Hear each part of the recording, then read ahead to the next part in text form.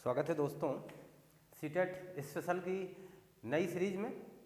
जो CTET special लेकर के मैं आपके सामने मुखातिब हूँ, वो एक बेहतरीन सीरीज का क्रमबद्ध एक नमूना दे रहा हूँ आपको। आप तैयार हो जाइए, बस ये मत मान के चलें कि ये कोई क्लास है। वाकई में ये क्लास ना होकर के ज़्यादा तो मोटिवेशन है, ज़्यादा तो आपका अभ्यास है, ज़्यादा तो आपका मनोबल बढ़ाने का मेरा प्रयास है। वाकई में ये कुछ अलग चीज़ है। जो डर गया वो घर गया, और जिसने हिम्मत दिखाई ना वो कुछ ना कुछ कर दिया। ठुकरा दिया है जिसने तुम्हारा वक्त देखकर, ठुकरा दिया है जिसने तुम्हारा वक्त देखकर। कुछ ऐसा कर दो, कसम खा लो, उन्हें भी मिलना पड़े तुमसे वक्त लेकर। तो ऐसा कुछ कर लो, अभी वक्त है, अभी कर जाओगे, बाद में वो समस्याएं वाकई में सबके जीवन में है। एक वक्त के साथ ही सब कुछ है, वक्त बीतने पर कुछ नहीं होता है। तो सीटेट स्पेशल स्वागत कर रहा है आपका एक नए तरीके से, और मैं कुछ महत्वपूर्ण प्रश्नों को, महत्वपूर्ण जानकारियों को आपके साथ साझा कर रहा हूँ। ये मान के चलना, आपके साथ मैं आपकी परीक्षा का तैयारी करा रहा हूँ, आपके साथ मनोबल बढ़ा रहा हूँ, आपका वो जो ज्ञान है उसे थोड़ा सा पेंच लगा रहा हूँ कि फिर से एक्टिव हो जाएं आप, वही काम कर रहा हूँ। तो ध्यान दीजिएगा। तो आज का ये सीरीज की शुरुआत यहाँ से कर लेते हैं। कुछ महत्वपूर्ण मनोवैज्ञानिकों का नाम लेकर के मैं शुरुआत कर लेता हूँ। एक तो मैं नाम लिखने वाला हूँ जीन पियाजे साहब का। बड़े मशहूर हैं ये, आप बड़े मशहूर हैं साहब, आपसे बड़े क्वेश्चन पूछे गए एग्जाम में। जीन पियाजे जी, आप थे कहाँ के? आप बड़े स्वीट हैं, आप स्विट्जरलैंड के हैं। स्विट्जरलैंड के ये निवासी हमारे जीन पियाजे साहब, इनका एक सिद्धांत हमारे एग्जाम में खूब दौड़ा। संज्ञानात्मक विकास किसका है? संज्ञानात्मक विकास खूब पूछा गया। तो जीन पियाजे साहब का एक और याद रखेंगे हम लोग, अहम केंद्रित सिद्धांत किसका है? वो अभी जीन पियाजे जी का केंद्रित सिद्धांत। मैं बात ये कर रहा हूँ, ये स्टार प्रश्नों का सिलसिला आपके साथ जोड़ने का हमारा तात्पर्य है कि आपका मनोबल बहुत ज़्यादा हाई हो जाए। ये याद है आपको? ये मेरा केवल दायित्व है कि क्या याद सचमुच है? बस इतना सा काम ये क्लास, ये हिंदी पेडागॉजी कर रही है, सीटेट स्पेशल कर रहा है। जीन पियाजे स्विट्जरलैंड के रहने वाले हैं। संज्ञानात्मक विकास पर उन्होंने फोकस किया, अहम केंद्रित सिद्धांत इनके द्वारा प्रस्तुत की गई है। ये जानकारी आपको अच्छी लग रही होगी, और ऐसा ही प्रश्न हूबहू पूछा जाता है कभी आने वाले किसी टेट और सीटेट या फिर सुपर टेट जैसे एग्जामों में। मैं इसकी विस्तृत व्याख्या आपके सामने प्रस्तुत करूंगा कि अहम केंद्रित सिद्धांत में क्या क्या है, संज्ञानात्मक विकास में क्या क्या है। अभी फिलहाल आपके पास उतना वक्त नहीं है, क्योंकि अब मैं थोड़ा सा देरी से आया हूं आपके इस यूट्यूब चैनल पर, इसलिए आपको ये प्रेषित नहीं कर पाया, ये बातें नहीं बता पाया। लेकिन आगे से वादा है, आपसे ये सारे वादा निभाने के लिए तैयार रहूँगा, और किसी भी एग्जाम के लिए अब की बार आपको प्रिपेयर करने से कोई रोक नहीं सकता, ये मैं आपसे वादा कर रहा हूँ। तो स्विट्जरलैंड के निवासी जीन पियाजे साहब ने संज्ञानात्मक विकास अहम केंद्रित सिद्धांत प्रस्तुत किया। अब जरा ध्यान दें, जीन पियाजे के बाद मैं बात करने वाला हूँ कोहलबर्ग जी का। कोहलबर्ग जी ये कहाँ के निवासी थे? तो ये निवासी, मूल निवासी कहाँ के? अमेरिका के। इनका कोई मशहूर सिद्धांत सर बताएं जो हमारे सीटेट के लिए इम्पोर्टेंट है। जी हाँ, लीजिए, नैतिकता का सिद्धांत। ये बहुत इंपॉर्टेंट है, आप पूरी तरीके से तैयार हैं? अगर हाँ तो सर हिलाते रहें कि हाँ हमें ये बात की जानकारी है। कोहलबर्ग ने नैतिकता का सिद्धांत दिया। वाइगोत्स्की साहब का याद कर लें, वाइगोत्स्की साहब का सिद्धांत क्या है? ये कहाँ के रहने वाले थे? तो ये रसिया के हैं, यानी रूस के। सामाजिक एवं सांस्कृतिक सिद्धांत को प्रस्तुत करने वाले कौन थे? वाइगोत्स्की साहब। कहाँ के निवासी हैं? रूस के। और कौन सा सिद्धांत फेमस रहा इनका? एक तो सामाजिक एवं सांस्कृतिक सिद्धांत। सामाजिक एवं सांस्कृतिक सिद्धांत किसने प्रस्तुत किया? तो अब आप पूरे मनोवेग से याद कर पाए होंगे इस चीज़ को। रिवीजन के तौर पे आपको अच्छा लग रहा होगा कि आपको मिल रहा है कुछ, और सचमुच मैं देने का प्रयास लगातार कर रहा हूँ, अनवरत कर रहा हूँ, पूरे प्लेटफॉर्म से सब कुछ प्रोवाइड हो जाए, मुझे अच्छा लग रहा है। तो सांस्कृतिक सिद्धांत, सामाजिक सिद्धांत वाइगोत्स्की साहब का है।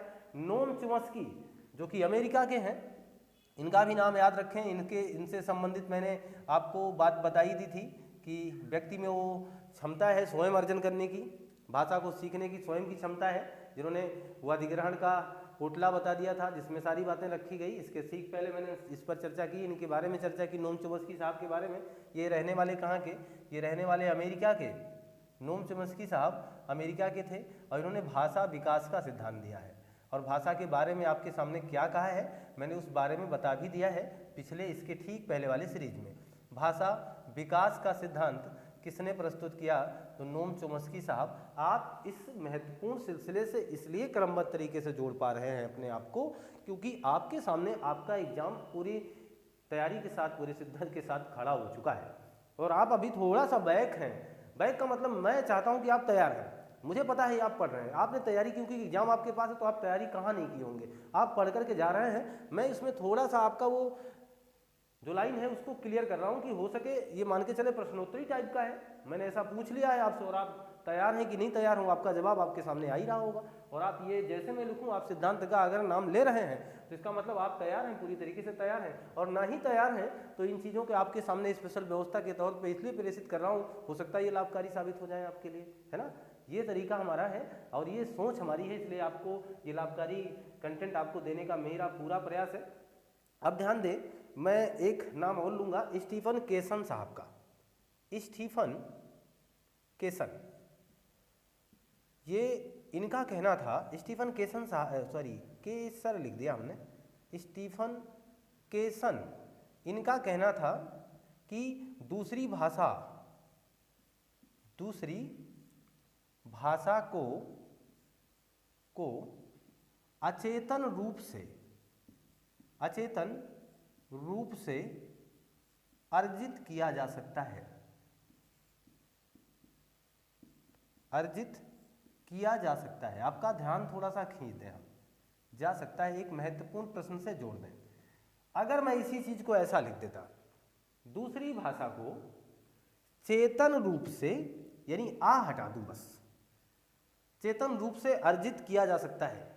आप सोचोगे बड़ा अच्छा लग रहा है, पढ़ने में कोई दिक्कत नहीं है, लेकिन ये पूरी तरीके से ये गलत है क्योंकि अर्जित करना हमेशा अचेतन होगा और अधिगम करना हमेशा चेतन होगा। इसका पहला वाला सीरीज बता चुका है। इसलिए प्रश्न जानते हो क्या है, इसको तैयार करने का पूरा तरीका होता है हम लोगों के पास। उसका एक तरीका ये होता है कि हम जल्दी जल्दी पढ़ें, एक तरीका ये होता है हम उसको समझते हुए पढ़ें, एक तरीका होता है हम उसको थोड़ा सा रुक रुक के पढ़ें। तो थोड़ा सा जब हम हल्का सा विराम देते हैं ना तो जान जाते हैं। अब हमने देखो एक अक्षर यानी एक वर्ण मिटाया हुआ है बस इस पूरी प्रक्रिया को गलत साबित करने के लिए। यहाँ आपको करना होगा अचेतन, तो अचेतन रूप से अर्जित किया जा सकता है। इसका तात्पर्य क्या है, इनके कहने का मतलब क्या है, आप किसी भी दूसरी भाषा को अचेतन रूप से यानी बगैर किसी के अधिगम के, बगैर किसी के सिखाए, आप उस माहौल में रह करके अर्जित कर सकते हैं कि नहीं कर सकते। जैसे मैं किसी दूसरी लैंग्वेज बोली जाने वाली समाज में आपको छोड़ दूं तो आपको कोई सिखाएगा नहीं, लेकिन फिर भी आप सुनते सुनते उनकी तमाम प्रकार की बोलियों को अर्जित कर लेते हैं कि नहीं कर लेते, कर लेते हैं। वही बात ये बोल रहे हैं स्टीफन केसन साहब। इन्होंने क्या कहा, 5 परिकल्पनाएं इनकी महत्वपूर्ण है भाषा संबंधी। इन्होंने किसी भी भाषा को सिखाने के लिए, किसी भाषा के बारे में विस्तृत चर्चा करने के लिए 5 परिकल्पनाएं जो महत्वपूर्ण प्रस्तुत की है, उन्हें आप जरूर दिमाग में रखें। ये आपके एग्जाम के दृष्टिकोण से वाकई में महत्वपूर्ण होंगे। उन 5 परिकल्पनाओं का नाम मैं लिख दे रहा हूँ। इनकी 5 परिकल्पनाएं यानी 5 अवधारणाएं, कल्पनाएं या अवधारणाएं करके जो भी करके पूछेगा वो तो आप इतना जानकार हैं ही कि कल्पनाओं अवधारणाओं से क्या लेना देना। तो परिकल्पनाएं कौन कौन सी हैं, एक तो पहला, ध्यान देना, पहला ही क्या है, अधिग्रहण, यानी जो आपके अंदर है, अधिग्रहण। हम जब किसी बच्चे को पढ़ा रहे हो, आप सीटेट, आप प्री प्राइमरी या अपर या आप जो भी जूनियर वगैरह की तैयारी आप करने के चक्कर में, आप किसी प्राथमिक विद्यालय के अध्यापक बनने के चक्कर में आप किसी उससे अपर लेवल यानी माध्यमिक शिक्षा स्तर पर जाना चाहते हैं तो सॉरी, आपको टीचिंग ही करना है। तो उनका मतलब था स्टीफन केसन साहब का कि आप क्या करोगे यार, वहां जाके क्या करोगे। इसीलिए तो ये सारा तामझाम। अच्छा बताना जरा, ये सीटेट क्यों लगाया गया, ये टेट क्यों लाया गया, जिससे आप बार बार प्रश्नों का उत्तर दे सको। आपसे जानना चाह रहा है एग्जामिनर कि क्या जाकर के वहाँ आपके अंदर वो क्षमता, वो क्वालिटी है कि आप अपनी भावनाओं को व्यक्त कर पाओगे, किसी एक ना समझ बच्चे को चीज़ें सिखा पाओगे, किसी 3 से 4 साल के बाद आने वाले बच्चे को आप भाषा, बोली, ऐसी चीज़ों को बता पाएंगे। या वो आपकी बातों से सीख पाएगा? जब आप ये जानकारी रहेगी तो फिर इन्होंने कहा कि अधिग्रहण, पहले जो आया है ना उसकी मातृभाषा जानो, पहले ये जानो कि उसके अंदर क्या क्या है, पहले ये समझ लो कि वो अधिग्रहण क्या क्या करके आया, उसके अंदर क्या क्या है, वो सारी बातें पहले आप चेक करो। तो अधिग्रहण की बात पहले उसके अंदर क्या है ये बात जानिए। तो ये बात पहले बोला इन्होंने, कहा इनकी पहली परिकल्पना तो यही थी कि अधिग्रहण यानी जो उसके अंदर है अधिग्रहण। दूसरी बात देखना, अब मॉनिटर करो उसे, मॉनिटर यानी अब उसे निर्देशित करें आप, उसके बारे में आप समझें और आप उसे बताएं कि बेटा तुम्हें ऐसे ऐसे करना है, तुम ये क्रियाकलाप को इस तरीके से करो, तुम ऐसे एक अक्षर सा बनाओ, एक गोला सा इस तरीके से खींचो, एक लाइन वहाँ लगाओ, आपका एक नया सा वर्ण बन के तैयार हो जाएगा। आप कैसे सिखाते हो वो आपको मॉनिटरिंग करनी है, उसे मॉनिटर करना है, आपको उसे निर्देशित करना, आप उसके साथ रह करके आपको उसकी क्रियाकलापों को दोहराना है। तो अच्छा चलो ये काम हो गया मॉनिटर करने का। मॉनिटर के बाद यानी ये क्रमबद्ध तरीका है, पहला हो गया मॉनिटर करना हो गया। मॉनिटर करने के बाद अब आप उसे इनपुट मारिए, यानी इनपुट दीजिए और लीजिए, दोनों काम करिए। आप करेंगे तो आउटपुट होगा। इनपुट का मतलब जो आप किसी के अंदर प्रेषित कर रहे हैं इनपुट है, आउटपुट का मतलब जब हम बाहर लाए तो आउटपुट है। तो इनपुट यानी आप किसी को देंगे तो इनपुट होगा ना, उसके लिए होगा, तो इनपुट करिए यानी इनपुट दीजिए। और इसके बाद इतने काम हो जाने के बाद यानी कहीं गलती करने के बाद उसे इनपुट दे रहे हैं आप। अधिग्रहण पहले समझा आपने, उसे मॉनिटर किया आपने, उसे इनपुट दिया आपने, कुछ आपने सिखाने का प्रयास किया।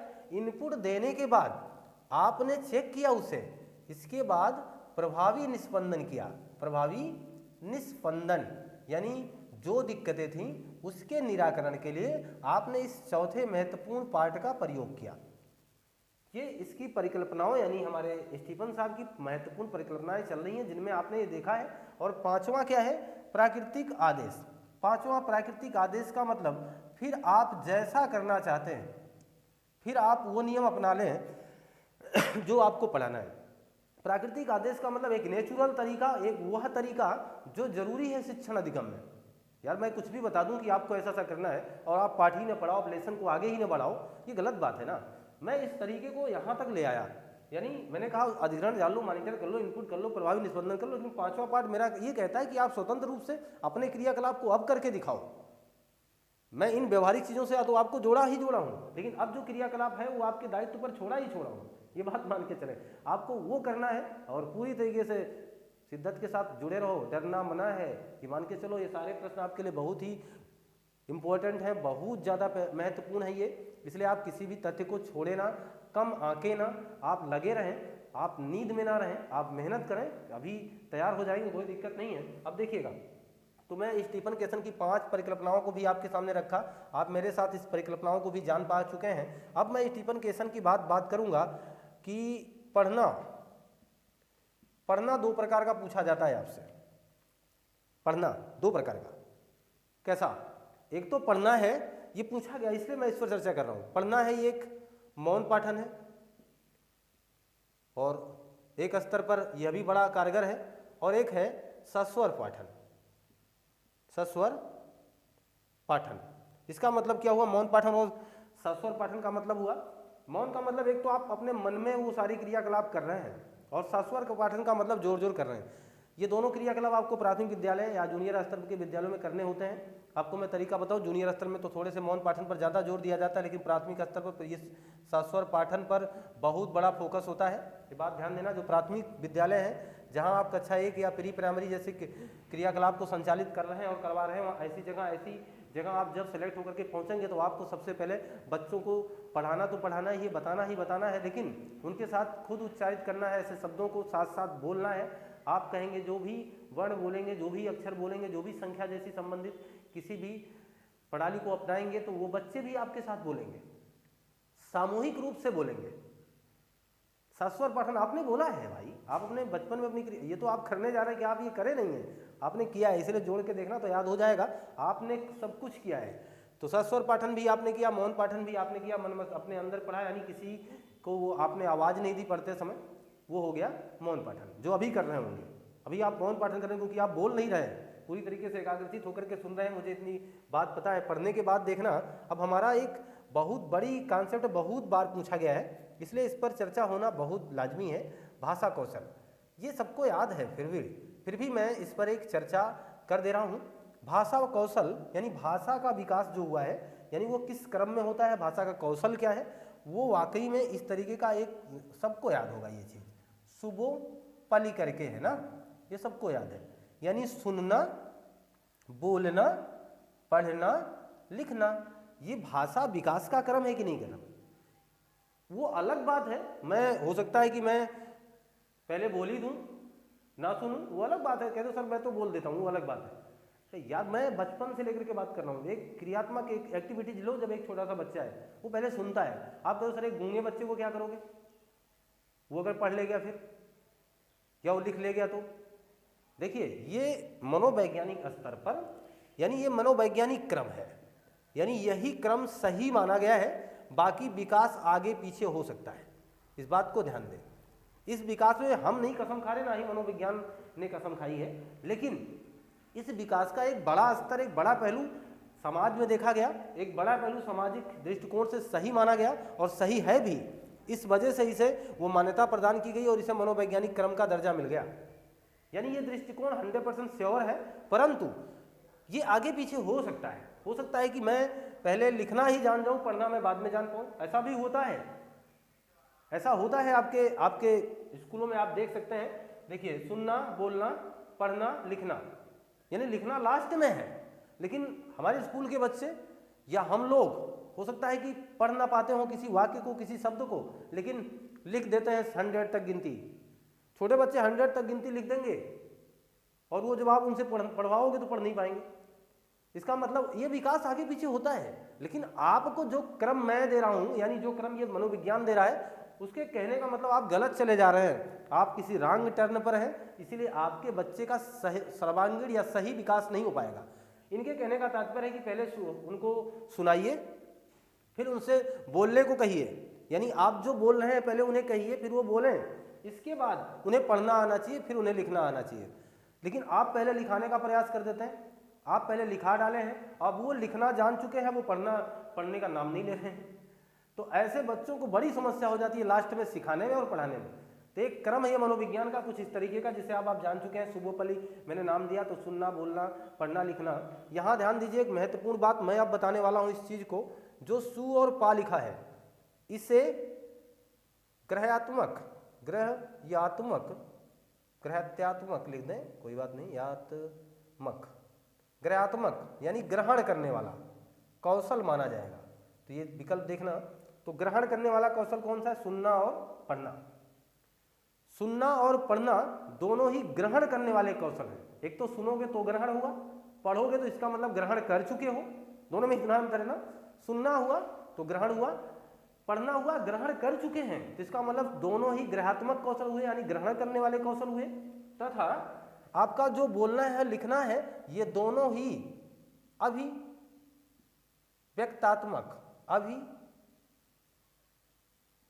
व्यक्तात्मक कौशल है, यानी ये व्यक्त करने वाले हैं। देखिएगा, दोनों अलग अलग प्रश्नों के सामने आपके सामने उल्लिखित कर दिया, यानी बोलना और पढ़ना अभिव्यक्तात्मक कौशल है, यानी आपको किसी के सामने कुछ व्यक्त करना है, कुछ कहना है, तो आप अपनी बातों को, अपने विचारों को अगर व्यक्त करते हैं तो या तो बोलेंगे भाई, या तो फिर ये तरीका अपनाएंगे, लिखेंगे। मैंने दोनों तरीका अपना रखा है आपके सामने अपने विचारों को आदान प्रदान करने के लिए, एक तो लिख भी रहा हूँ और मैं एक तो बोल भी रहा हूँ। सारी बातें मैंने आपके सामने उल्लिखित की। मैं मान के चलता हूँ कि आपको पूरा सेशन अच्छा लग रहा होगा, मज़ा आ रहा होगा, आपकी तैयारी का वो रिवाइज दौर है। मैं मेन क्वेश्चन कुछ अपने स्तर का जो समझ रहा हूँ कि हाँ ये जरूरी समझ रहा हूँ, उन प्रश्नों को जो आपके एग्जाम के दृष्टिकोण से अपने अनुभव से साझा कर रहा हूँ, वो महत्वपूर्ण, आप मेरे साथ इनको रिवाइज करें। आपका पूरी उम्मीद है, पूरा विश्वास है ये लाभकारी साबित होंगे। आप इसका स्क्रीनशॉट लीजिए, कि मान के चलें कि आपने स्क्रीनशॉट लिया होगा। इस सीरीज को लगातार आगे बढ़ा रहा हूँ, क्रमबद्ध तरीका, वो सारे प्रश्न आपसे करवाने का मेरा प्रयास है, एक दायित्व है। मैं अभी कुछ और भी इस सीरीज में आपको बताने वाला हूँ जो बहुत ही महत्वपूर्ण है आपके लिए। आप पूरे मनोवेग से, मेरा काम है कि आप करें। आप एक रिवाइज तौर पे ले रहे हैं वो जरूरी है, लेकिन फिर भी एक महत्वपूर्ण जो मैं बताना, अपना अनुभव जो शेयर कर रहा हूँ उसको सीखें आप, थोड़ा सा जाने की प्रश्नों को हल कैसे करना है, वाकई में पूछता क्या है एग्जामिनर, उन बातों को भी जान लें, ऐसे जरूरी प्रश्नों को भी जान लें। जैसे अगर आप स्वयं भाषा के शिक्षक हैं, वो पूछेगा, यदि आप स्वयं भाषा के शिक्षक हैं तो अपनी कक्षा को प्रभावी बनाने के लिए क्या करेंगे? नंबर 1, बच्चों की मातृभाषा को जानेंगे, नंबर 2, बच्चों के आसपास के माहौल के बारे में पूछेंगे। नंबर 3, बच्चों के माता पिता के बारे में जान करके शिक्षण प्रणाली को प्रभावी करेंगे। या भाषा शिक्षक को ये होना चाहिए कि उसकी स्वयं की भाषा प्रभावी होनी चाहिए। ऐसा 4 महत्वपूर्ण विकल्प आपके सामने आएगा। मैं उन विकल्पों को लिख करके आपका समय ज़ाया नहीं करना चाहता, आपका नुकसान हो ऐसा मेरा बिल्कुल उद्देश्य नहीं है।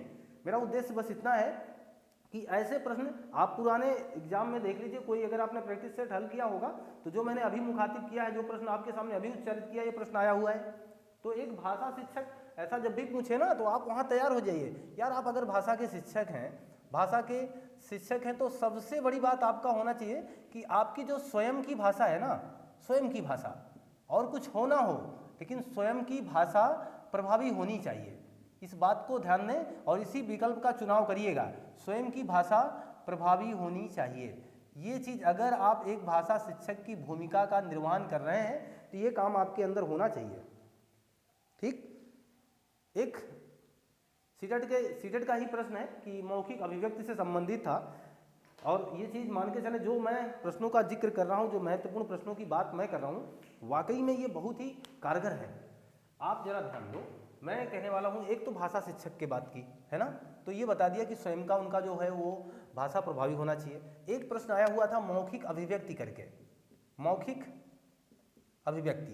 पहले ये तो समझ लो कि मौखिक अभिव्यक्ति है क्या। ये किसी बंधन की मोहताज नहीं है, ये चीज़ समझ लो। मौखिक अभिव्यक्ति का मतलब होता है ऐसा नहीं कि जो आप कहोगे वही मैं कहूँगा। यही एक कॉन्सेप्ट था इसका सीखना, वो मेरे मुख से पहले ही निकल गया कि मैं आपको कुछ और बोलूँ कि आप, लेकिन बस इतना जान लो कि ये जरूरी नहीं कि मौखिक अभिव्यक्ति में कि आप किसी कहानी को हमें बताएं और मैं उसका अक्षर सा उच्चारण करूँ, ऐसा नहीं है। मैं उसको तोड़ फोड़ के बताऊँगा। आप मुझे शेर और बिल्ली की कहानी बता रहे हैं, मैं उसको पूरी कहानी को ध्यान से सुन रहा हूँ, लेकिन जब आपने मुझसे कहा कि आप अपना व्यक्त करें तो मैं उसको प्रभावी ढंग से व्यक्त करूँगा, मैं उसको बताने का प्रयास करूँगा। त्रुटियाँ होंगी, लेकिन ऐसा नहीं है कि मैं अभिव्यक्ति नहीं कर पा रहा हूँ। अभिव्यक्ति किसी गलती की मोहताज नहीं है। अभिव्यक्ति का मतलब मैं अभिव्यक्ति कर रहा हूँ, गलत सही आप जानो, ये चीज़। तो ये चीज़ ध्यान देना, वो प्रश्न था और वहाँ ये ध्यान देना कि किसी गलती की मोहताज नहीं है, यानी गलती की मोहताज नहीं, अभिव्यक्ति है। अभिव्यक्ति का मतलब अपने विचारों का आदान प्रदान मैं कर रहा हूँ। तो वहाँ जो विकल्प था उस समय वो उसमें था कहानी का अक्षर सा अनुवाद या अक्षर सा उच्चारण, ये वह व्यक्ति या बालक नहीं कर पाएगा। कहानी का अक्षर सा उच्चारण करना ये जरूरी नहीं है, ये समझ लें। यानी ये निगेटिव मार्क है कि आप कह दो कि मैंने आपको कहानी सुनाया है, मैंने जैसा सुनाया वैसा ही तुम्हें सुनाना पड़ेगा, ये गलत बात है। ये कोई अभिव्यक्ति नहीं है। तो मौखिक अभिव्यक्ति किसी भी गलती की मोहताज नहीं। गलतियां कर सकते हैं, त्रुटियां आ सकती हैं, हाँ, लेकिन मैं अभिव्यक्ति अपने विचारों का कर रहा हूं जैसे मैं कर रहा हूं। ये आपके लिए लाभकारी कंटेंट हो सकते हैं, नहीं भी हो सकते हैं, लेकिन मैं अपनी अभिव्यक्ति किए जा रहा हूं और इनका नाम आपके सामने लिए जा रहा हूं। तो वाकई में तो भाषा के शिक्षक स्वयं की भाषा को प्रभावी रखें और मौखिक अभिव्यक्ति करते समय आप अपने विकल्प में ये चुनाव जरूर करिएगा कि जरूरी नहीं कि मैं उनका अक्षर सा ही निदान करूं। और एक चीज़ ध्यान देना, एक स्टार प्रश्न की बात और करूंगा, उपचारात्मक शिक्षण। ये बहुत बार आया हुआ एग्जाम में, ये स्टार प्रश्नों की सीरीज है यार। स्टार प्रश्न बना लो, वो फंस के आएंगे एग्जाम में। देखना जरा, ये केवल इनके पूछने के तरीके अलग होंगे बस, बाकी सब कुछ जो मैं कह रहा हूँ वही होंगे, केवल इसका पॉइंट व्यू आपको पता होना चाहिए बस। ऐसा जो पढ़ोगे तो क्लियर रहेगा। वो थोड़ा सा लेट हो गया बस, इसके लिए तो हम शर्मिंदा हैं, इसके लिए हमें बड़ा खेद है। उपचारात्मक शिक्षण नहीं तो फिर इनको जाने ना देते आपके एग्जाम से। उपचारात्मक शिक्षण है क्या? उपचारात्मक शिक्षण से क्या निचोड़ लेने? हम बहुत पढ़ते हैं हमारे यहाँ, यानी अब मौके पे शिक्षा विभाग में ये काम चल ही रहा है। उपचारात्मक शिक्षण लगातार 3 महीने की रिमेडियल कक्षाएं संचालित थीं। यानी आप कमजोर बच्चों को, देखो जो बोल रहा हूँ सुन लीजिए, आप कमजोर बच्चों को यानी अपने स्कूल के यानी ग्रुप बना लो ABC करके। ए ग्रुप में सबसे कमजोर बच्चों को डाल दो, बी ग्रुप में थोड़ा सा और मजबूत, सी ग्रुप में सबसे मजबूत। अब क्या करो, जो आपने देखा है कैसे जान पाए ऐसा करने के लिए बताओ। सबसे पहले क्या करना पड़ेगा? सबसे पहले क्या हमें उस बच्चे की भाषा को जानना जरूरी है। विकल्प नंबर 1 चालू है। यदि आप एक उपचारात्मक शिक्षण प्रक्रिया अपनाना चाहते हैं तो सबसे पहले आप क्या प्रयोग करेंगे? नंबर 1, आप उस बच्चे की मातृभाषा का अवलोकन करेंगे। नंबर 2, उस बच्चे से किसी पन्ने पर लिखने का प्रयास करवाएंगे। नंबर 3, सामाजिक स्तर पर उस बच्चे की बोलचाल की भाषा का प्रयोग करके उसका अनुकरण करेंगे। नंबर 4, उसकी समस्याओं को समझेंगे तथा उसका निदान करेंगे। मुझे लगता है आप बहुत आकर्षित हुए होंगे, क्योंकि मैं बना रहा हूँ ना वो सहज विकल्प आपको अच्छा लगे, लेकिन एग्जामिनर ऐसा नहीं करता है, वहाँ आपको सारे लोग अच्छे लगेंगे। जैसे मेरे कहने का मतलब हुआ कि अब वो ऐसे विकल्प ही बनाते हैं, ये मैंने कहीं देखा था, एक जोक सा है कि वो ऐसा विकल्प बनाते हैं कि 4 खूबसूरत लड़कियाँ खड़ी कर दी जाए, यानी 4 खूबसूरत लड़कियाँ ऐसे चारों खड़ी हों और आपसे कहा जाए कि चुनाव करें, तो ये तो वही हुआ जैसा मेरा विकल्प होता है, क्योंकि अब यहाँ कठिन स्तर है कि किसका चुनाव करोगे, क्योंकि जब चारों वैसे ही हैं तो चारों विकल्प आपको एग्जाम में एक जैसे लगते हैं। तो उपचारात्मक शिक्षण की जहाँ बात कर रहा हूँ मैं, उपचारात्मक शिक्षण में आप पॉइंट याद रखिएगा, सबसे पहले हम समस्या का निपटारा करेंगे। सबसे पहले हम समस्या जानेंगे और फिर उसका निदान करेंगे, यही है दोस्त, यही है निदान करेंगे, यही है उपचारात्मक शिक्षण, यही है उपचारात्मक शिक्षण और कुछ नहीं है। क्लियर हो गई बात ना? तो ये जो महत्वपूर्ण बात मैं आपके सामने व्यक्त कर रहा हूँ वाकई में, ठीक, एक बहुत आसान सा प्रश्न शेयर करूँगा आपसे। प्राथमिक विद्यालय में या प्राथमिक कक्षा में पढ़ने वाला बच्चा अपने साथ क्या लाता है? नंबर 1 विकल्प था वहां पर, जानकारी। नंबर 2 ढेर सारी प्यार, ढेर सारा मोहब्बत। नंबर 3 अब माँ का दुलार। नंबर 4 भाषा।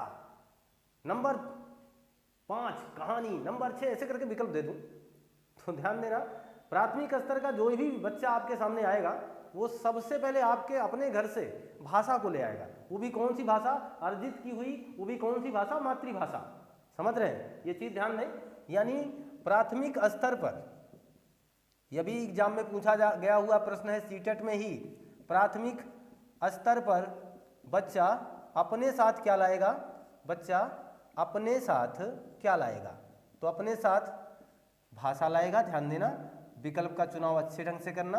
भाषा के स्थान पे मातृभाषा हो सकती है, ये चीज़ ध्यान दीजिएगा। तो मातृभाषा का ही चुनाव तब कर लीजिए, क्योंकि वो मातृभाषा को ही अपने साथ लाएगा और फिर क्या ला सकता है वो। क्लियर है? तो ये जो महत्वपूर्ण स्तर के प्रश्न मैं आपको सामने शेयर कर रहा हूँ वाकई में आपके लिए बहुत ही कारगर साबित होंगे। ये दवा जैसा है, ये सीरीज जो है ना, ये जो पहल चल रहे हैं, ये एक दवा के काम करेंगे। आप पर जुड़ के तो देखें, मज़ा ना आए तो कहिएगा। ये सारी चीज़ें इंपॉर्टेंट हैं आपके लिए, ध्यान दीजिएगा। एक क्वेश्चन खूब आया हुआ है, मैं उस पर भी डिस्कस कर ही दूँ। शब्द भंडार, ये पूछा जाता है ना कि किसके पास कितनी उम्र में कितने शब्द भंडार आपके पास हैं। बहुत आसान बात है। 1 वर्ष का बच्चा, मैंने अभी कुछ देर पहले यानी सीरीज के, हो सकता है पुरानी सीरीज में यानी सीटेट की स्पेशल में ही बात की है। 1 वर्ष का बच्चा कम से कम 1 शब्द बना लेता है, माँ को बुला लेता है या पिता को बुला लेता, हो सकता है कुछ दादा दादी भी कर लेता है, यानी वो ऐसा बोलने लगते हैं। तो 1 वर्ष का बच्चा अमूमन इसके पास जो भंडार है ना वो 3 शब्द का होता है। अमूमन 1 वर्ष के बच्चों के पास 3 शब्द का। ये देखो, मनोविज्ञान कभी कसम नहीं खाता है, क्योंकि मनोविज्ञान कसम खा के नहीं किया जा सकता कि अरे मैंने आपके मन को जाना है। मैंने एक मनुष्य को मैंने देखा, वो लगातार चिंतित रह रहा था, इसका मतलब उसका पैसा खो गया था। गलत बात है यार, कुछ और हो सकता है। मनोविज्ञान ये नहीं कहता कि मैं ये धारणा ही प्रस्तुत कर रहा हूँ। मनोविज्ञान कहता है कि ऐसा है, ऐसा इस समाज में ज़्यादा ऐसा है, ऐसा मामले ज़्यादा है। वो इस तरीके की बातों को शेयर करता है। तो 3 शब्द 1 वर्ष का बच्चा, 2 वर्ष के बच्चे के पास लगभग 300 शब्दों का हो जाता है। 272 शब्द के आसपास पहुंच गया ये मामला। और ये जानते हो, इससे आंकड़ा मिल रहा है आपको। ये कन्फर्म बातें नहीं है, इसलिए मैं बार बार कह रहा हूँ ये कन्फर्म चीज़ें नहीं है। विकल्प का चुनाव बेहतर कर पाएंगे, इसलिए इतना जानना जरूरी है। 2 वर्ष का है ये वर्ष की बात कर रहा हूँ, इस बात को ध्यान देना, गलत मत करिएगा। ये शब्दों की बात कर रहा हूँ। 3 वर्ष का बच्चा हो जाएगा तो उसको देखना बड़ी बड़ी बातें आने लगती हैं, तो 1000 प्लस शब्दों का भंडार इसके पास होने लगता है। ठीक है? और अगर 4 वर्ष का है तो उसे 1600 प्लस यानी 1500 से ऊपर यानी शब्दों की बात हो जाएगी। 5 वर्ष का बच्चा है तो 2072 यानी 2000 को क्रॉस कर गया है, यानी अब ये बढ़ रहा है, शब्दों का भंडार बढ़ रहा है। और अब हम लोग हैं, हम लोग के पास और भी शब्द हो गए। पहले वो शब्द थे, शब्दों की सीमा थी, कम थे, लेकिन अब तो असीमित हो जा रहे हैं ना धीरे धीरे, क्योंकि अब हम बहुत कुछ बोल रहे हैं, बहुत कुछ जान रहे हैं, बहुत कुछ जानकारियाँ हो गई, तो हम धीरे धीरे शब्दों के भंडार को बढ़ा रहे हैं ना, ये चीज़ें। तो सीखना कभी कम होता नहीं ना, सीखने की कोई उम्र होती, हम लोग सीखते रहेंगे जीवन प्रयत्न तक, जब तक हम हैं इस धरातल पर, जब तक हम इस धरा पर, जब तक हमारा जीवन है, हम कुछ ना कुछ सीखते ही हैं। और वो तमाम चीज़ें, बहरहाल आप भावुक ना हो, मैं आगे बढ़ता हूँ। भाषा का जो एक विकार से संबंधित क्वेश्चन खूब पूछा गया, मैं उस पर भी थोड़ी सी चर्चा आपका कर दूं। भाषा का विकार जो है, इससे भी हमेशा, ऐसा नहीं कि कभी ना आए, मुझे लगता है ये हर बार आता है, हर बार ये पैटर्न के प्रश्न आ ही जाते हैं, और हर बार त्रुटियां हम ही से होती हैं। अरे हम ही तो जा रहे हैं, इंसान हम ही, हमसे ही गलतियां होंगी, तो त्रुटियां करके आते हैं, ऐसा पता नहीं कैसे होता है। और वाकई में आप त्रुटि ना करें इस बात पर, तो हम लोग बार बार फोकस करते हैं, आप खुद करते हैं, लेकिन फिर होता है। इस तरह देखिए, ये प्रश्न बार बार आए हैं कि नहीं आए हैं। एक देखना, भाषा विकार में एक पठन विकार पूछता है कि पठन विकार किससे संबंधित है, तो वहाँ विकल्प रहेगा, तो उसमें लिखा रहेगा डिसलेक्सिया किससे संबंधित है, तो कहिए पठन विकार से संबंधित है ये सर। डिसलेक्सिया किससे संबंधित है? पठन विकार। आया ना चिर परिचित, खूब रटे हो गए इसे, बहुत ढंग से पढ़ा होगा आपने इसे, और ये पढ़ना जरूरी है, ये प्रश्न बहुत इंपॉर्टेंट, 1 नंबर इसका पक्का मान के चलिए, आएगा जरूरी है। पठन विकार हो गया। और लेखन विकार में डिसग्राफिया, देखिए ग्राफ बना रहे हैं तो ये उसमें चला जाएगा। और गणितीय विकार में क्या आता है? गणितीय विकार में इसमें आएगा डिसकैलकुलिया, यानी कैलकुलेशन वाला मसला है, तो ये तो जान जाओगे, यहाँ तो फंसना नहीं है। और बोलने में डिस्फेजिया, यानी बोलना संबंधी विकार है डिस्फेजिया, ये चीज़। और भी जान लें, क्या कहते हैं, एक तनाव संबंधी विकार पूछा गया एग्जाम में आपके, तनाव संबंधी है डिस्थीफिया। अभी हाल जो इसके पहले वाला टेट हुआ था, वहाँ आप देखिए, ध्यान देंगे तो, अगर आपने दिया होगा पेपर, वहाँ पूछा गया भ्रम का, तो डिस्मोर्फिया, यानी भ्रम का, भ्रम संबंधी विकार कौन सा है? डिस्मोर्फिया, ये पूछा गया, ये भ्रम संबंधी है। इस चीज़ को बहुत ही लाइकली मत लेना जरा इसे, ये इंपॉर्टेंट है, इसे थोड़ा सा 1-2 बार और आप करना इसे। इसमें 1-2 चिन्ह लगा ही सकते हैं आप, जैसे मोर भ्रम है ना, यानी मुझसे भ्रम हो गया। और डिस्थीफिया, यानी मुझे तकलीफ हुई, तनाव हुआ, तो ऐसा करोगे तो कुछ ना कुछ बातें याद हो जाती हैं। बहरहाल इसमें बहुत ट्रिक लगाने से कुछ बातें और गलत भी हो सकती हैं, इसलिए आप इसमें बहुत ट्रिक वाला काम ना करें, लेकिन आप इस पर अभ्यास जरूर करें। 1-2 बार इसे और पढ़ लें, मुझे लगता है कि आप ये काम कर पाएंगे, क्योंकि अगर ये कर पा गए तो ये मान के चलो 1 नंबर तो ये आपको दे जाएगा, आएगा जरूर, यहाँ से आएगा जरूर, ये क्वेश्चन पक्का है, लगभग श्योर मान के चलें। इसे मोस्ट इंपॉर्टेंट कर सकते हैं आप इसे, क्योंकि यहाँ से प्रश्न हर बार पूछा गया, तो अब की बार भी पूछा जाएगा। क्लियर मान के चलें, तो ये चीज़ें हो गई। हाँ, एक चीज़ और मैं बता दूँ, एक लेखन की बात मैं आपको बता देना चाहता हूँ। लेखन कैसे कैसे हो सकते हैं, किस प्रकार के लेखन पूछे जाते हैं एग्जाम में, तो लेखन जरा ध्यान दें। लेखन हुआ एक तो इस तरीके का, एक होता है सुलेख। लेखन 3 प्रकार का, एक सुलेख है, एक श्रुत लेख है, और एक है आपका अनुलेख। ये समझ जाइए। सुलेख का मतलब हुआ केवल वर्णों का अक्षर, यानी वर्णों का अच्छा लिखा जाना, सुंदर राइटिंग हो, वो सुलेख होता है। लेकिन श्रुत लेख का मतलब क्या होता है कि आप किसी भी बात को सुन करके उसे लिख रहे हैं, और वो आप अगर गलत लिख रहे हैं, जैसे मैंने अगर आपसे कौशल्या कहा है ना, तो ये मैं उसको त्रुटि करूंगा यार, क्योंकि वो कौशल्या है, और वर्तनी शोधन में यही गलतियां होती हैं। जो हमारी वर्तनी शोधन है, अच्छा पूछना, मेरा प्रश्न है आपसे, वर्तनी शोधन एक विशेष प्रकार का पर्याय हमारे क्या कहते हैं, व्याकरणिक रूप से जोड़ा गया है, हमारे कंपटीशन एग्जाम में खूब पूछा जाता है। वो किस प्रकार के लेख से संबंधित है? वो श्रुत लेख से संबंधित है, क्योंकि वहां जो गलतियां हो रही हैं वो श्रुत लेख संबंधी हैं, क्योंकि आपने सही ढंग से उच्चारण ही नहीं किया है, और या हम उसको सही ढंग से सुन नहीं पाए, तो उसमें सुनना एक शामिल है, तो श्रुत लेख हो गया। अनुलेख का मतलब जब आप जाओगे ना, आपका सिलेक्शन होगा, जब आप सिलेक्ट होकर के जाएंगे, मैं तो विश्वास करता हूँ आप हो चुके हैं, और जब आपका सिलेक्शन होगा, आप जब जाएंगे किसी प्राइमरी यानी किसी प्राथमिक विद्यालय में, किसी जूनियर विद्यालय में, जब आप पहुंचेंगे तो वहाँ आप जब जूनियर में तो ऐसा काम नहीं करना पड़ेगा, लेकिन प्राथमिक स्तर पर ऐसा काम करना पड़ेगा, अनुलेख का काम करना पड़ेगा। आपको ऐसे ही ऐसी बिंदी लगा करके छोटे छोटे बच्चों को ऐसे बताना पड़ेगा और उनसे कहा जाएगा कि इनको मिलाओ जरा, है ना। ऐसी किताबें अब आने लगी हैं, प्राथमिक स्तर पर ऐसी किताबों को सरकार ने प्रोवाइड कराया हुआ है और वहाँ पर ये काम हो रहा है अनुलेख का।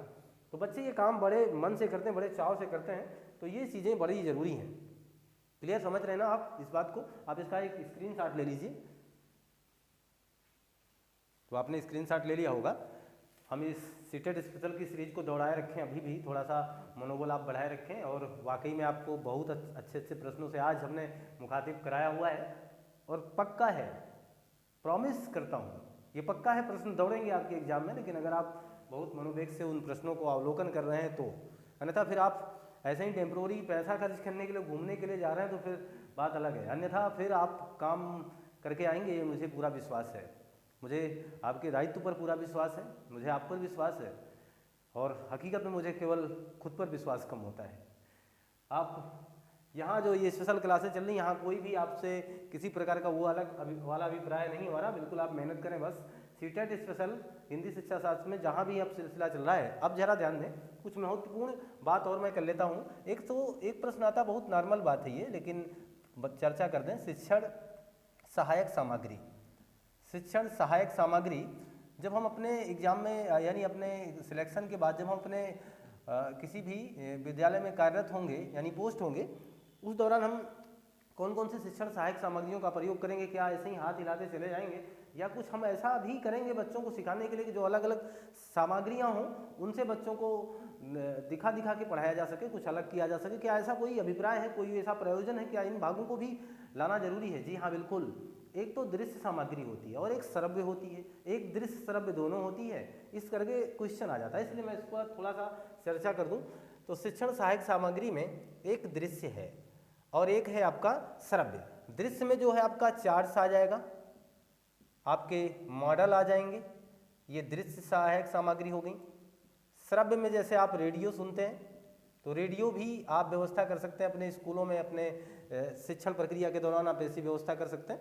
एग्जामिनर ये जो पूछ रहा है ना आपसे, वो जान रहा है कि आप बहुत कुछ ट्रेनिंग करके आ रहे हैं, आप बीएड बीटीसी करके आ रहे हैं, आप एक बहुत अलग माइंडेड लोग हैं। आपसे मैं ये जान रहा हूँ कि आप क्या करने वाले हो, आप तो पढ़ाने जा रहे हो यार, अब तो सिलेक्शन लेने जा रहे हो, इसलिए आपसे ये तमाम प्रश्नों की जानकारी वो सीटेट और टेट और सुपर टेट के थ्रू ले रहे हैं। इसका बहुत बड़ा कारण बस यही है कि वो आपको आपकी जानकारी को जानना चाह रहे हैं तथा आपको ये जानकारी देना चाह रहे हैं कि आप किस तरीके से जाकर के अपनी शिक्षण प्रक्रिया को संचालित करेंगे। तो रेडियो का प्रयोग कर सकते हैं आप, और फिर टेप रिकॉर्डर एक आप ले सकते हैं, टेप रिकॉर्डर, इनका प्रयोग कर सकते हैं अपनी शिक्षण प्रक्रिया को बेहतर करने के लिए। और दृश्य श्रव्य में आप जैसे जिसमें दिखाई भी दे और सुनाई भी दे, ऐसा तो आप कर सकते हैं चलचित्र के माध्यम से, यानी फिल्मों के माध्यम से, टेलीविज़न के माध्यम से, इनसे भी भाषा का विकास बेहतर होता है। तो एक मैं यहाँ लिख सकता हूँ दृश्य, और एक है आपका दृश्य एवं श्रव्य, ये दोनों साथ साथ लिखेंगे तो इसमें आ जाएंगी आपकी फिल्में आ जाएंगी, यानी चलचित्र जिसे कह सकते हैं, इसमें टेलीविज़न होगा। क्या यह भी भाषा विकास में पूरा जोर लगाते हैं? बिल्कुल, ये भाषा विकास में अलौकिक जोर लगाएंगे, बहुत ही मेहनत करेंगे ये भाषा आपके विकास में। तथा एक और है कि आपका दृश्य श्रव्य के बाद एक महत्वपूर्ण मतलब जानकारी और ले लें आप, कि जब भी आपसे कहा जाएगा कि शिक्षण सामग्री दृश्य हो सकती है, श्रव्य हो सकती है, दृश्य श्रव्य दोनों हो सकती है, और वाकई में जब इनसे प्रश्न पूछ लिया जाता है, इनसे अलग तरीका एक आप बच्चों को सिखा सकते हैं भ्रमण करा करके, यानी किसी बच्चे को कहीं ले जाएं, भ्रमण कराएं, टहलाएं, घुमाएं, ऐसा भी विकास का एक बहुत बड़ा कारण हो सकता है, जो क्रिया सहायक सामग्री के नाम से जाना जाएगा। इस बात को ध्यान दें। तो क्रिया सहायक सामग्री, क्रिया सहायक सामग्री करके आएगा, तो इसमें आप करेंगे आपका भ्रमण, यानी आपका टूर। टूर का मतलब समझ रहे हैं ना, इन चीज़ों से आप बच्चों के भाषा का विकास कर सकते हैं, बच्चों को घुमा टहला करके अन्य अन्य यानी अलौकिक चीज़ों को दिखा करके उनकी भाषा को विकसित कर सकते हैं, उनकी भाषा में विकास कर सकते हैं, या उनको भाषा सिखाने में सहजता ला सकते हैं। इन तरीके की बातें हो चुकी हैं। प्रश्नों से थोड़ा सा और जोड़ लेते हैं आपका नाता, कुछ ऐसे महत्वपूर्ण बिंदुओं पर चर्चा कर देते हैं जो हर बार एग्जाम में पूछे जाते हैं। एक तो मान के चलें, बच्चों की भाषा क्षमता का विकास हो चुका है, ये कैसे जानेंगे? ऐसा प्रश्न बहुत बार आया एग्जाम में, सीटेट में, टेट में बहुत बार आ चुका है। यानी बच्चों की भाषा क्षमता का विकास हो चुका है। ये कैसे जान पाएंगे? बच्चों के भाषा क्षमता का विकास हुआ है, क्षमता का विकास हुआ है, ये कैसे कह सकते हैं हुआ है कि नहीं हुआ है? क्या है आपके पास, क्या है आपकी जानकारी? तो इसमें जानते हैं कि अगर भाषा क्षमता की किसी की विकास हुई है तो पक्की बात जान लेना वो भाषा प्रयोग बेहतर करेगा। यानी अलग दिया होगा तमाम चीज़ें, वह लिखेगा बेहतर, वो सुनेगा बेहतर, नंबर 3 वो कक्षा में नंबर बेहतर पाएगा। तो आपको लगेगा कि ये नंबर वाला बेहतर ज़्यादा है, वो सुनेगा भी बेहतर, ऐसा। लेकिन सचमुच अगर उसकी भाषा क्षमता का विकास हुआ है तो विकल्प का चुनाव करिएगा, भाषा का कुशल प्रयोग। यानी वो करेगा फिर क्या? वो अगर उसकी क्षमता का विकास हुआ है तो वह करेगा भाषा का कुशल प्रयोग। इस बात को भी ध्यान रखें, भाषा का कुशल प्रयोग करेगा। ऐसी वैकल्पिक व्यवस्था का आप चुनाव करेंगे। इसलिए मैं इन महत्वपूर्ण बिंदुओं पर इसलिए चर्चा कर रहा हूँ क्योंकि ये बहुत बार पूछे जा चुके हैं। इन्हें ऐसे लाइन टू लाइन याद कर लें। और बहुत देर नहीं हुई है हुजूर, लेकिन फिर भी मैं ये मान के चलता हूँ जो भी दे रहा हूँ ये बहुत इंपॉर्टेंट चीज़ें हैं आपके सामने उल्लिखित कर रहा हूँ। अगर देखना, एक आता है भाषा प्रयोगशाला। भाषा प्रयोगशाला में कभी आपको भाषा बिखरी नहीं मिलेगी। स्टार बात इसके सामने नोट करिए, कभी आपको भाषा प्रयोगशाला में बिखरी भाषा नहीं मिलेगी, बिखरी भाषा नहीं मिलेगी। यानी भाषा का पूर्ण संयोजन होगा, बिखरी भाषा नहीं, भाषा का पूर्ण संयोजन मिलेगा। यहाँ पर भाषा का पूर्ण संयोजन आप यहाँ देख पाएंगे। लीजिए कितनी मज़ेदार बात है। जैसे उन्होंने कहा भाषा बिखरी भाषा कहाँ है या बिखरी भाषा निम्न में से कहाँ नहीं है, तो उन्होंने अखबार लिख दिया। क्वेश्चन आप समझ सकते हैं, मैं इस क्वेश्चन को लिख ही दूँ आपके सामने। बिखरी भाषा का प्रयोग नहीं है, बिखरी भाषा का प्रयोग नहीं है। विकल्प नंबर उन्होंने दिया अखबार, उन्होंने दिया प्रयोगशाला यानी यही भाषा की प्रयोगशाला, और इसके बाद उन्होंने लिखा साइंस, ऐसे करके दिया। तो आप यहाँ ध्यान देना, अखबार में भी बिखरी भाषा मिलेगी, साइंस में भी मिलेगी, लेकिन भाषा की जो प्रयोगशाला होगी वहाँ पर बिखरी भाषा आपको नहीं मिल सकती है। ये इसलिए मैं इसको चीज़ को आपके सामने इस चीज़ को रखना चाहता हूँ कि जिससे आप इस चीज़ को बहुत ही बेहतर ढंग से याद कर पाएँ। ये सारा तामझाम फैलाने का मेरा कोई मतलब नहीं है। मेरा मतलब है आपके दिमाग में ये पॉइंट ऑफ व्यू जाना, ये चीज़ हूबहू ऐसे चला जाना। अब जरा ध्यान दें, अगर मैं कह दूं कि भाषा सीखने का उद्देश्य क्या है, कि अगर आप भाषा सीख रहे हैं, भाषा के सीखने का उद्देश्य क्या है, भाषा सीखने का उद्देश्य क्या बता सकते हो आप? नंबर 1 विकल्प मैं आपको दूं तो क्या चुनाव कर पाओगे?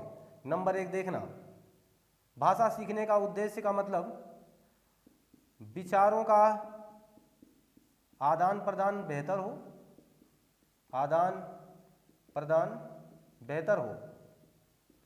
नंबर 2, आप पढ़ने में सक्षम हैं, आप पढ़ने में सक्षम हो गए, ये चीज़ दिखना। नंबर 3, आप लिखने में सक्षम हो गए। नंबर 4, आप प्रत्येक स्थिति में भाषा का प्रयोग कर पा रहे हैं, भाषा का प्रयोग कर पा रहे हैं। तो किस पर टिक करेंगे? तो यह तो लगेगा कि हम तो शुरू में पढ़ के आए भाषा विचारों का आदान प्रदान है, जब मैं भाषा सीख चुका हूं तो भाषा विचारों का आदान प्रदान कर रहा हूं, हो गया भाषा। हुआ कि नहीं हुआ भाई? भाषा की परिभाषा क्या है? विचारों का आदान प्रदान, हमारी अभिव्यक्ति का माध्यम ही तो भाषा है।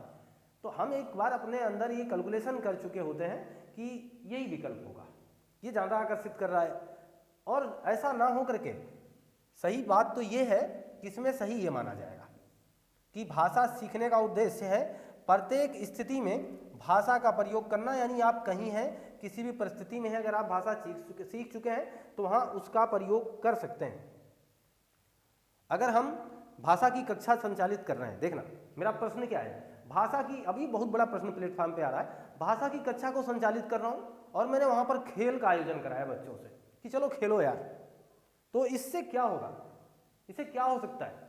इससे जानते हो क्या होगा कि उनकी सीखने की प्रक्रिया विकसित होगी, उनके सीखने के क्रम में विकास होगा, या इनकी सीखने की स्वाभाविकता में विकास होगा। तो ध्यान देना, जहां स्वाभाविक प्रक्रिया होगी, इनकी सीखना स्वाभाविक है, वो मेरा अध्यापक, मैं एक अध्यापक के रूप में अगर मैं आपसे खेलने की बात करता हूं, आप खेल रहे हैं, तो इसका मतलब ये हुआ कि मैं प्रयासरत हूं, परंतु वो स्वाभाविक जो खेल था उसने स्वाभाविक रूप से आपको सिखाने का प्रयास किया। इस बात को ध्यान देना। तो इसलिए मैंने कहा भाषा की कक्षा में खेल, इस भी बात को याद कर लें आप।